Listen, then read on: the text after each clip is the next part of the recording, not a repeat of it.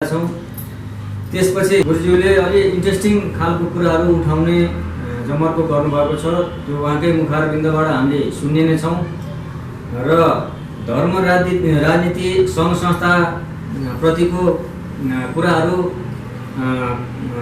चाहिँ कसरी अगाडि बढाउन सकिन्छ भन्ने अलि जल्दो उदाहरण यो चितवनको कृषि क्याम्पसमा भइरहेको घटनाको बारेमा सामान्य कुराहरू गुरुज्यूले उठाउने कुरो राख्नुभएको छ। उहाँकै मुखारबिन्दबाट त्यो कुरा पनि सुन्नुहुनेछ। अब आजको कार्यक्रम भूमिका नमानिकन सिधै यो माइक चाहिँ गुरुदेव त्रिशक्ति सिद्ध बाबा गुरुदेवलाई हस्तान्तरण गर्न चाहन्छु। धन्यवाद। जय होस्। भगवान पशुपतिनाथको चरणमा पर्दै आदरणीय भक्तहरू, हामीले साप्ताहिक प्रत्येक शुक्रबार 4 बजेबाट ईश्वरको वाचा चरणमा पर्दै ईश्वर दर्शनको बारेमा केही न केही विचार, दर्शन, शास्त्रीय विचार अनि व्यथिति कुसंस्कारको बारेमा चिरफार गर्नको लागि हामीले प्रत्येक शुक्रबार 4 बजे यहाँहरूको माझ उपस्थित भएर केही दिने विचार गरेका छौँ र दिनको लागि आज हामी फेरि उपस्थित भयौँ। र हाम्रो आजको विषय चाहिँ के छ भन्दाखेरि धर्म बाहेक, ईश्वर बाहेक यो सृष्टि सञ्चालन भएको छैन र हामी त्यसभन्दा बाहिर छैनौँ र उहाँको यो दुनियाँलाई चलायमान गर्ने ईश्वरको रचनाभित्र हामी छैनौँ, रचनाभन्दा बाहिर हामी छैनौँ। त्यसैभित्र रहेर हामीले सुकार्य, सुसंस्कार, आनन्दित, समृद्धि आदि शब्दहरू प्राप्त गर्न सक्छौँ। त्यसको लागि चाहिँ हामीले फेरि आज के शब्द राख्नु भने धर्मको हित विपरीत कुनै पनि दुष्कार्य नगर्नु सुझाव भनेर हामीले यहाँहरूमा उपस्थित भयौँ।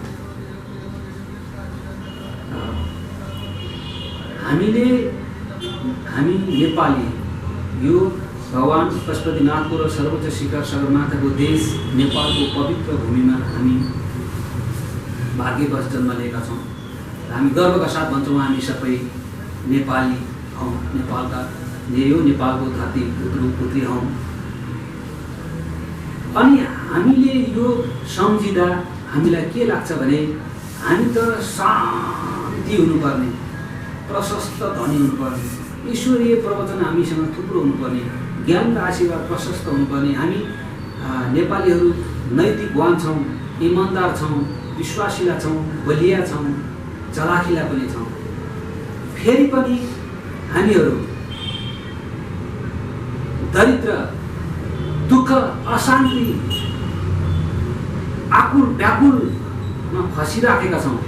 के कारणले भन्दा हाम्रो धार्मिक अभियन्ता, हाम्रा राजनीतिक अभियन्ताहरूसँग भएको कुसंस्कारको विचलनको सजाय हामीले भोगिरहेका छौँ। धर्म हित विपरीत राजनीतिक भएको र धर्म हित विपरीत संस्कार चलिआएको कारणले हाम्रो देशमा अहिले अन्य व्यथिति आयो। यसमा हामीले विनम्रपूर्वक हाम्रा नेतागणहरूलाई, हाम्रा धार्मिक अभियन्ताहरूलाई हामीले के भन्ने गर्छौँ भने ईश्वरीय बाटो, दर्शन, सुसंस्कारसहित समाजलाई दिनुहोस्, धर्मको वास्तविक ज्ञान समाजलाई दिनुहोस्, राजनीतिक वास्तविक दर्शनका विचारहरू समाजलाई दिनुहोस्। यो भएन। त्यसकारण अब हामीले के सिधा भन्ने गऱ्यौँ भने धर्मको हित विपरीत राजनीतिक नगर्नुहोस् अथवा धार्मिक कार्य कुनै पनि नगर्नुहोस् जसले हामी सिधा सोझा जनताहरू अहिले यो बेहाल स्थितिमा हामी पुग्यौँ। अब अहिले यस्तो कुकर्म अथवा कुसंस्कार हाम्रा अभियन्ताहरूले, राजनीतिक अभियन्ता या धार्मिक अभियन्ता, जस्तै उदाहरणको लागि यहाँहरूलाई भन्न चाहन्छु म, यो चितवनको घटना अलिकति स्मरण गर्न चाहन्छु। आजको विषय यो छ, चितवनमा धर्म सुन्तली फाउन्डेसनले एउटा कार्य गर्न लागेको सुनियो। कृषि अनुसन्धान विश्वविद्यालयको जुन जमिन चाहिँ धर्म सुन्तली फाउन्डेसनले विवादित किसिमले प्रयोजन गर्न थाल्यो। के हामीले यो 21औं शताब्दीमा धर्म सुन्तलीलाई शिक्षा दिनुपर्छ? दुनियाँलाई हँसाउने व्यक्तिहरू हुन्, तर त्यो कृषि अनुसन्धान विश्वविद्यालय ठुलो कि एउटा क्रिकेट रङ्गशाला ठुलो? त यो विषय बाजियो नि। अनि उनीहरूलाई मैले के भन्न चाहन्छु भने उहाँहरूले धर्मको हित विपरीत, समाजको हित विपरीत र समाजले इङ्गित गरिसक्यो, पत्र पत्रिकाले इङ्गित गरिसक्यो र स्थानीय व्यक्तिहरूले विरोध गरिसके, फेरि पनि किन त्यहाँ जबरजस्ती, किन त्यही ठाउँबाट यो क्रिकेट रङ्गशाला बनाउन खोज्यो? त्यहाँ कतै सुनियोजित तरिकाको धर्म सुन्तलीलाई उदय गराएर विधर्मीहरूले खेल्न खोजेको हो कि भन्ने हामीलाई आशंका लाग्यो। त्यसैले हामीले बोल्यौँ।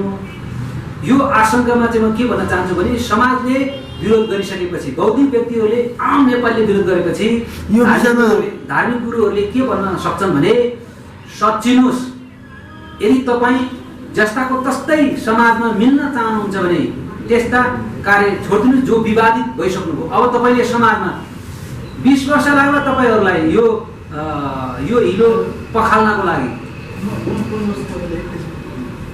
यो तपाईँको समाज हित विपरीत भइसक्यो। तपाईँले अब समाजलाई गुण लगाउन सक्नुहुन्न, किनभने त्रिशक्ति सिद्ध बाबाले के मात्रै तपाईँलाई भन्न सक्छ भने मैले धर्मको नजरबाट, धर्मको चक्षुबाट विगत 8 वर्षदेखि के हेर्दैछु भने कुसंस्कार कतै भयो भने र समाजको हित विपरीत, धर्मको हित विपरीत भयो भने त्यहाँ मैले बोल्छु। जस्तै राजनीतिक दलको विरुद्धमा राजनीतिक दलको कुसंस्कार, व्यथिति र हिन्दुत्वमाथि लादिएको जुन बेमानीको विरुद्ध मैले बोलेको थिएँ। र 2/3 सरकारको गति हेर्नुहोस् त, अहिले 2/3 सरकार सिसा झैँ टुट्यो। त्यहाँ त्रिशक्ति सिद्ध बाबाको चचुले, हाम्रो धर्मको चचुले त्यहाँ यी हिन्दूहरूका बेइमानी अधर्मीय राजनीतिक दल हुन् भनेको थियो। अहिले नेकपाबाट एमाले र बिमाले भइसके। यही त, यही रङ्गशालाको विषयमा तपाईँलाई त्यही ठाउँमा आउँदैछु, तपाईँलाई म त्यही ठाउँमा आउँदैछु। त्यही भएको कारणले गर्दा अहिले त्यो कुसंस्कार बेइमानीको कारणले एमाले पनि अहिले 3 टुक्रा हुने पक्षमा पुगिसक्यो। त्यहाँ त्रिशक्ति सिद्ध बाबाको धार्मिक चचुले बेइमानी देखेको थियो। अनि पेरिस डाँडा, नेकपाको पेरिस डाँडा यो अधर्मीहरूको एउटा भजन मण्डली हो, अथवा त्यहाँ चाहिँ एउटा चाहिँ कस्तो भने हिन्दूहरूको लागि बेइमानी गर्ने ठाउँ हो भन्ने बुझेको थियो। पेरिस डाँडा अहिले त्यहाँ नालायकीहरूको जमघट मात्रै बन्यो। त्यहाँ आम जनताले त्यो थाहा पाए। त्यहाँ त्रिशक्ति सिद्ध बाबाको धार्मिक चचुले त्यो देखेको थियो, बोलेको थियो। त्यस्तै अहिले धर्मको क्षेत्रमा पनि केही सङ्केत दिइसकेको थियो, त्यो निस्किसक्यो। त्यस्तै अब धर्म सुन्तलीलाई पनि यो आग्रह गर्न चाहन्छु म, त्रिशक्ति सिद्ध बाबाको दिव्य चचुले के देख्यो भने त्यो जमिन स्वत हाम्रो गरिमामय कृषि अनुसन्धान विश्वविद्यालयले प्राप्त गर्दैन भने त्यहाँ धर्मको पनि अस्त्र प्रहार हुन्छ। कहाँ गएर पखाल्ने, यही विचार गर्दा हुन्छ। ल भन्नु होला। हजुर, भनेपछि गुरुदेव के यो क्रिकेट रङ्गशाला, अन्तर्राष्ट्रिय स्तरको क्रिकेट रङ्गशाला बनाउनु अधर्म हो त? यो त राष्ट्रिय पहिचानको कुरा हो। यो प्रश्न त गौरवको चाहिँ गौरवशाली परियोजना हो। यो प्रश्न अलि अपुग भयो कि, मेरो विचारमा यो प्रश्न अलि अपुग भयो कि। समाजको कुन चाहिँ बौद्धिक व्यक्तिले अथवा धार्मिक गुरुले भन्छ समाजको हित विपरीत कार्य होस्, हामी चाहन्छौँ हाम्रो देशमा ठुल्ठुला समृद्धिका कार्यहरू बनुन्, नमुना विश्वको नमुना कार्यहरू होस्, अनि त्यस्तै विश्वले खेल्ने राम्रा राम्रा खेलका मैदानहरू तयार हुन् भनेपछि असल कार्य हो। तर तपाईँको टोपी झिकेर तपाईँले के त्यो दिशा पोस्ने पेपर बनाउन मिल्छ? एकछिन फुर्सद मिलेन भनेर मिल्दैन। यो क्रिकेट रङ्गशाला बन्नु मेरो चचुले चाहिँ भन्छ हाम्रो टोपी झिकेर गु पुसेको सरह हो। त्यो कृषि अनुसन्धान विश्वविद्यालयलाई प्राप्त हुनुपर्छ। तर रङ्गशाला नेपालमा हुनुपर्छ, कतै अर्को स्थानमा जहाँ विवादित छैन, समाजले मन पराएका छन्, आम नेपालीले र विश्वले, जसले एसियाले पनि त्यो विरोध नभएको ठाउँ छान्योस्। त्यहाँ हामी धुर्म सुन्तलीलाई म मेरो काममा बोक्छु, त्यतिखेर म असल भन्छु। तर अब हामी सामाजिक अभियन्ताले, स्थानीय बुद्धिजीवीले र धार्मिक गुरुले पनि यो कुरालाई औँल्याएपछि नबुझ्ने हो भने यहाँभन्दा बेइमानी र बेजेतिलो खेल अरू केही पनि हुने छैन। भनेपछि अब यसरी बुझाउँ त गुरु कि त्यो परियोजना सुरु हुनुभन्दा अगावै यो जग्गा सच्चा कच्चा के हो र हामीले बनाउन आउँदै हुन्छ हुँदैन भनेर चाहिँ बुद्धि नपुगेको हो। यो चाहिँ यसमा चाहिँ धुर्म सुन्तलीको जुन महत्त्वाकांक्षा छ हामीले निहालिरहेका छौँ। जहाँ गाउँ समाज बनाउँदै थिए त्यो ठिक छ, र उनको काम भनेको ती अरूलाई हँसाउने मात्रै हो। यो कतैबाट उनीहरूको जुन उद्देश्य छ त्यो हामीलाई राम्रोसँग थाहा छ, परिचालित हो। त्यो उद्देश्य हामीले राम्रोसँग काट्न सक्छौँ धार्मिक चक्षुबाट। जो समाज र हिन्दुत्व अथवा हिन्दू समाज र यो देश विपरीत छ भने हामी उनीहरूलाई राम्रोसँग तह लगाउन सक्छौँ धार्मिक चक्षुबाट। यो हामीले लगाएको कलानी अनुसार उनीहरू विवादित भएका हुन्। यो सुझाव हामीले योभन्दा 1-1.5 वर्ष अगाडि दिएको थियौँ कि धार्मिक अभियन्ता या सामाजिक अभियन्ताले वास्तविक अभियन्ताको अर्थ के हो? समाजमा विवाद नहुने कार्य गर्नु, धर्ममा विवादित हुने कार्य नगर्नु त्यो अभियान हो, त्यो अभियन्ताको कर्म हो। तर समाज विवादित भएपछि एक स्टेप पछाडि हट्न नसक्नु भनेको उनको मूर्खता हो। त्यहाँ अज्ञानताको छाया छ। त्यहाँ कसै न कसैले धुर्म सुन्तलीलाई अथवा धुर्म सुन्तलीको जुन उद्देश्य छ, अहिले मैले यसलाई उहाँहरूलाई त्यति त नबनाउँ, उहाँहरू सचिनु होला, तर समाजले त्यहाँ दोषी देख्यो, धार्मिक गुरुले दोषी देख्यो, पखाल्न गाह्रो छ है। भनेपछि विश्वविद्यालयमा को नाममा दर्ता भइसकेको जग्गा चाहिँ स्थानीय सरकारले दिएकाले बनाएको हो भन्ने मिडियामा सुन्नमा आएको छ। के स्थानीय सरकारले शिक्षा क्षेत्रको विश्वविद्यालयको कृषि अनुसन्धान केन्द्रको जग्गा दिने त्यसको जवाबदेहिता चाहिँ स्थानीय सरकार र नै हुने भयो भनेर हामीले बुझौँ? यसलाई के मैले हल्का रूपले लिँदा भयो भने यो दुनियाँले थाहा पाएको छ कि प्रचण्ड एन्ड कम्पनीको पार्टी सिद्धिसक्यो। रेणु दाहाल एन्ड चितवन कम्पनी आफैमा विवादित भएर चुनाव जितेकी मान्छे हुन्। त्यो चुनावको मत चपाएर निलेर गोजीमा हालेर बत्ती निभाएर जितेको यस्तो प्रतिनिधि हामीले के सरकारको प्रतिनिधित्व भन्न सक्छौँ? यो त सरासर हामी र चितवनवासीमाथि प्रचण्ड एन्ड कम्पनीले, केपिएन कम्पनीले लादिएको एकदम बेइमानी निर्वाचन थियो नि त त्यो। अनि त्यस्तो सरकारले गरेको त्यो के हो र? त्यो कसले पत्याउँछ? दुनियाँले पत्याउँदैन, म किन पत्याउने? म त एउटा दार्शनिक गुरु हो, धार्मिक गुरु हो, म त्यो भित्री आँखा थाहा पाउँछु। यस्तो विवादित र घृणित कार्य गरेको कारणले नै आज प्रचण्ड एन्ड कम्पनी माओवादी भनी पनि सिद्धिएर चाहिँ जम्मै केटी काण्ड, बलात्कार काण्ड, भ्रष्टाचार काण्ड, कम्युनिस्ट भनेको नि अहिले देशमा चाइनाले भन्थ्यो अरे नि त्यो सबै रहका एजेन्ट हुन्, कम्युनिस्ट त नेपालमा रहेनछन् भनेर। त्यो भन्दा पनि गए गुज्रेको कम्पनी हो नि त्यो त। अनि यिनको निर्णय हामी मान्छौँ मान्दैनौँ नि, हामी त राजनीतिक दल होइनौँ। तर जबसम्म यो communist and company, Prachanda and company, जसरी पेरिस डाँडा ढुँडो भयो त्यो ढुँडो नहुन्जेलसम्म यो देशले शान्ति पाउँदैन, यो देश विकास र समृद्धि छाउँदैन। यो केपी बाले भनेको जस्तै पानी जहाज ल्याउँछु अनि ग्यासको सिलिन्डर ल्याउँछु अनि यो ल्याउँछु सपना बाँड्थे नि, त्यो उनको उद्देश्य पनि हामीले कलामी गरेकै हो। उनले गरेका छैनन् भन्छन् भने पनि अहिले 2/3 कसरी बाँच्यो त्यसको उदाहरण त कसरी बुझेका छैन। यिनले अझै कम्युनिस्टले यो कुरो पत्ता लगाउन अझै 10 वर्ष लाग्छ। हामीले धर्मलाई लत्याउँदा, धार्मिक गुरुको चेतावनी नमान्दा हाम्रो पार्टी अथवा हाम्रो नेतृत्व चाहिँ विलय भएर बालुवामा मिसिएर हाम्रो जस्तो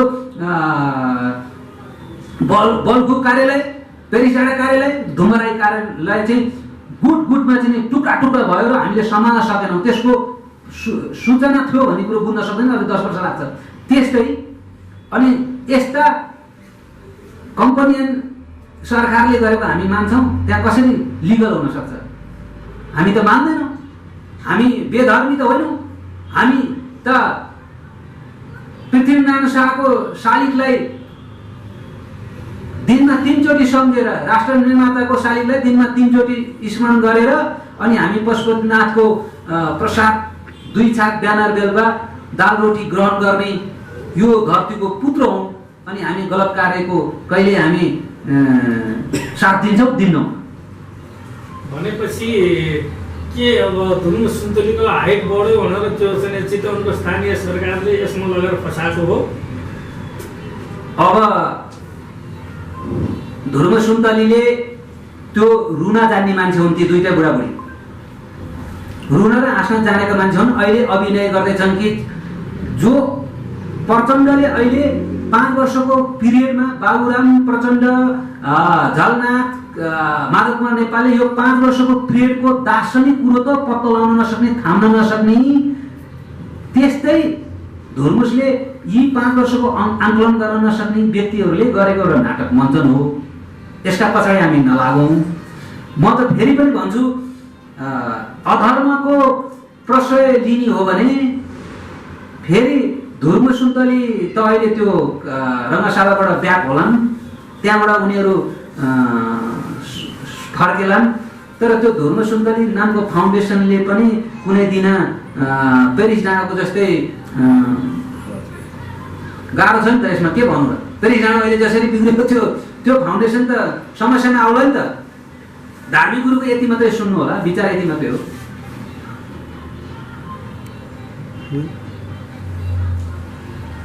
भजन कीर्तन छन्, एक दिन त हामीले पवित्र गर्नैपर्छ, भजन कीर्तन सुन्नैपर्छ अथवा असल कार्य गर्नैपर्छ। यदि हामीले महिनामा एक दिन मात्रै भगवानको त्यस कार्यमा हाम्रो समय, हाम्रो यो भौतिक शरीरलाई खर्च्यौँ भने त्यसको 20 गुणा हामीलाई भगवानले अन्तबाट वार्ता गर्नु, यो सत्य हो पक्का। त्यसकारण अध्यात्मवादले भन्छ ईश्वरीय चर्चा गर्न कहिले पनि नछोड, पाइलामा नछोड, ईश्वरको चर्चा गर्न कहिले नछोड। एक पाइला उठ भगवान भन, एक पाइला उठ ईश्वर भन, एक पाइला उठ महादेव भन, एक पाइला उठ गणेश भगवान भन, अर्को पाइला उठ गुरु सम्झ। ओछ्यानमा सुत जय गुरुदेव भनेर सुत, रातभरि अटेन हुँदैन। ओछ्यानबाट उठ सूर्य भगवान भन, धरतीमा भन। फेरि इच्छा लाग्दैन आफ्नो आमा बाउलाई स्मरण गर, फेरि इच्छा लाग्छ गुरुको स्मरण गर। प्रत्येक शब्दमा ईश्वरको चर्चा गरेर हुन्छ। त्यो चाहिँ हाम्रो म ओमकार परिवारको शैव धर्मलम्बी, हिन्दू धर्मलम्बीहरूको मात्रै यो भनाइ होइन। यो आध्यात्मिक गुरु भनेको जम्मै ईश्वरको दर्शनमा हिँड्ने गुरुहरूको, अरू धर्मलम्बी गुरुहरूको।